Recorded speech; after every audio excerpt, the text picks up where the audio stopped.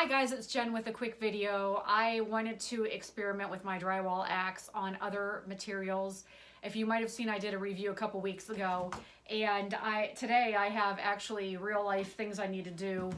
It's cold in my basement. I have some foam insulation that I want to put up around the foundation on the inside of my basement, so I'm going to be cutting that.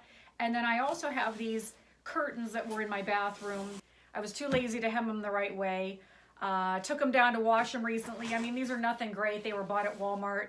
But I thought rather than trying to draw a line and cut it with scissors, I wanted to try them out with my drywall axe. I went ahead and cut the first panel and it worked, so I'm going to leave it on the same exact measurement as before. Here's the piece I cut off, and I'll show you how I did it. I basically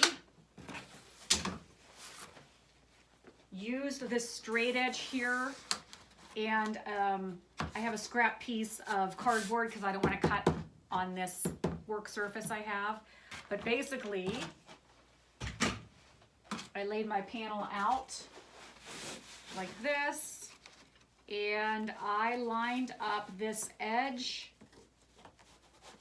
of the curtain with the edge of the cardboard with the edge of the table I'm working on. And I'm going to use, because I don't want this to slide around when I go to cut it.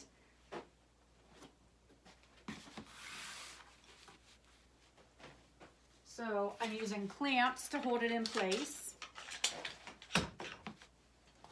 And I'm just going to make sure that this edge stays lined up. Now, you know, like I said, these are Walmart curtains. I wouldn't go cutting fabric if this was something like a wedding dress or a prom dress.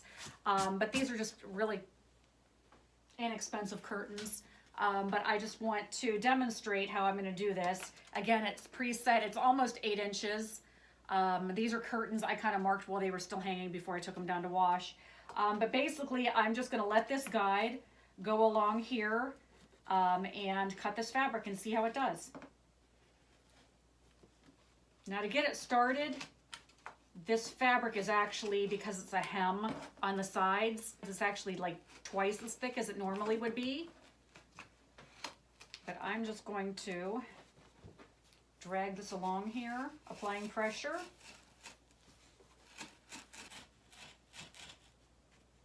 And making sure this is even. Now, as I stated in the video that I did reviewing this, when you get to the very end, I mean, it's no fault of the actual tool. This can't be even with that, so you're going to end up with it was like 3 inches at the end of this that you're either going to have to get something straight. Gonna have to either get a straight edge to follow, or if you are comfortable with eyeballing it and just freehanding it until the end. But like right here, I've reached the end of where this is going to be helpful. So I'm gonna put that back in, use the straight edge to finish it out.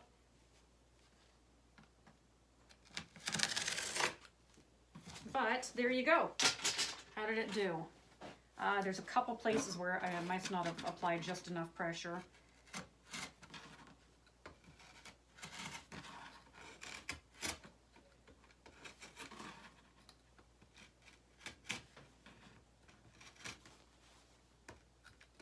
Overall, it did a decent job. If you were going to be cutting something like, I don't know, fabric for like maybe seats, you know, like in a camper or on a boat, or if you're someone that does upholstery and you're working with like thick vinyl, I could see where this would be really handy because it really eliminates the step of marking and then cutting. And I know sometimes when I've been holding like a yardstick, if you don't apply like really hard pressure evenly, sometimes you're cutting and like the yardstick moves. So I'm gonna get a close-up shot of this. And that is how evenly the drywall axe cut fabric. I honestly don't know that if I would have traced it out and did it with scissors that I would have done any better. But it really cut through this without really fraying it. And I'm gonna guess, I mean, I didn't do one the old-fashioned way, but I'm gonna guess that had I drawn that out and cut it with scissors, it would have taken much longer than it did. So I'm actually pretty happy with that. I might hang on to this. Okay, so this is how easy it is to cut through here. I'm gonna be cutting this way. This is a little dinged up, so I want that to be my cut-off piece.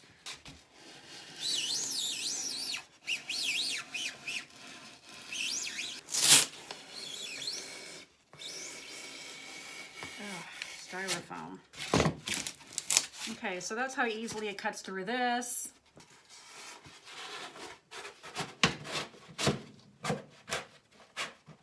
The next piece I need to cut is 9 by 13.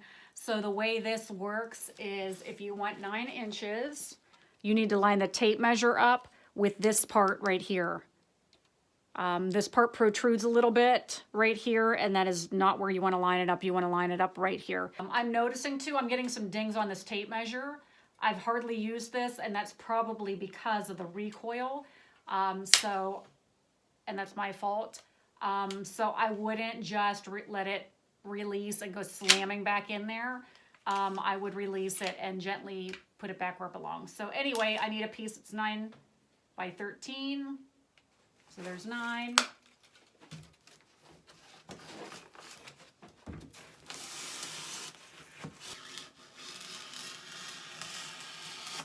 I need 9. What I do like about this is material that I have to cut on both sides. So I just can flip it over.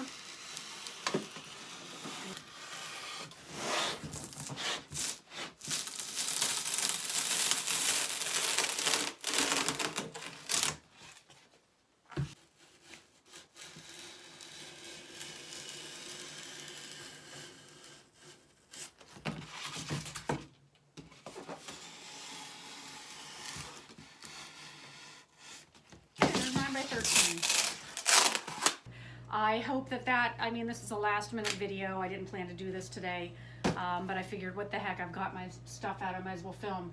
I'm gonna continue to do this around the rest of the basement, but it cuts through both the fabric and this insulation lickety split, and I really think it's a time saver.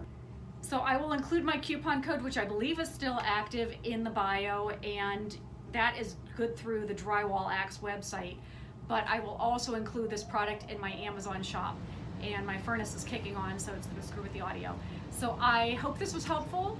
Thank you for watching, and I'll see you next time. Take care.